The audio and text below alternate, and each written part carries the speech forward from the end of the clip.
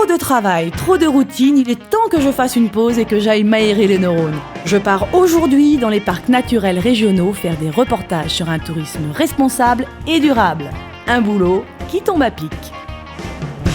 Je m'appelle Hélène et je suis journaliste. Au bout de cette route nous attend le parc naturel régional du Verdon. Nature flamboyante et couleurs d'automne me poussent à partir en balade à 2 pas des gorges. Croisé sur un sentier, Julien m'accompagne en randonnée. La balade à 2, c'est plus sympa. En route, nous rencontrons Renaud, éco-garde dans le Verdon. L'éco-garde, c'est un agent de communication au service du parc du Verdon et on est là pour informer le public, sensibiliser, accueillir aussi les gens et promouvoir et valoriser le territoire. C'est faire prendre conscience de la valeur de ce patrimoine, de la nécessité de le respecter, quel comportement on peut adopter. Il ne faut pas venir consommer le Verdon, il faut venir le découvrir.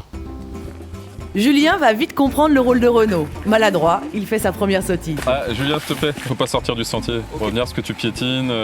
Quand on sortir des sentiers, les gens créent des zones d'érosion. Ça abîme tout, quoi. Sur notre chemin, de drôles de murs en pierre. Des restanques, nous explique Renaud. Vous pouvez tout lui demander, il connaît le parc comme sa poche. Ça permettait d'avoir déjà un sol plat. Ça permet aussi d'emmagasiner de la matière organique. Et puis c'est très stable et très solide. C'est pas parce qu'il n'y a pas de mortier que ça tient pas. Et donc c'est ça, il n'y a pas de lien quoi.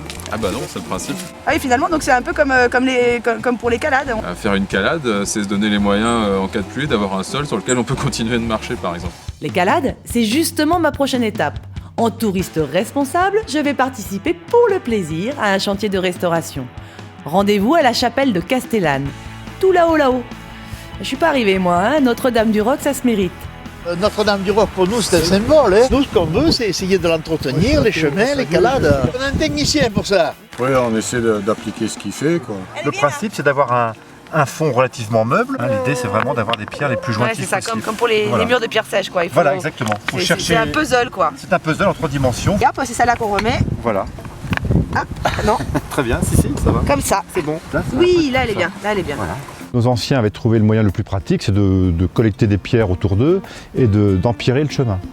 Alors ils avaient mis au point une technique finalement qui est très bien puisqu'elle tient depuis des siècles et sont passés dessus des troupeaux de moutons, des charrettes, des charges énormes sans que ça ait beaucoup bougé. Alors, par contre il faut tout tasser comme ça. Voilà, il faut que plus rien ne bouge.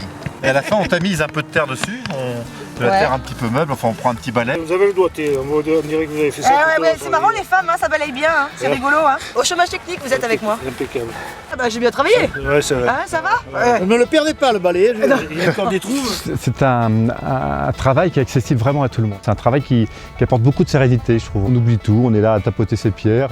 La pierre, ça creuse, mais ça fatigue aussi. Bientôt l'heure de la sieste, c'est aussi ça, les vacances. Elle a déjà mis le bonnet de nuit, tu te racontes. C'est bien beau de rigoler, mais il est temps pour moi de reprendre la route. L'aventure continue vers un autre rendez-vous, une nouvelle destination.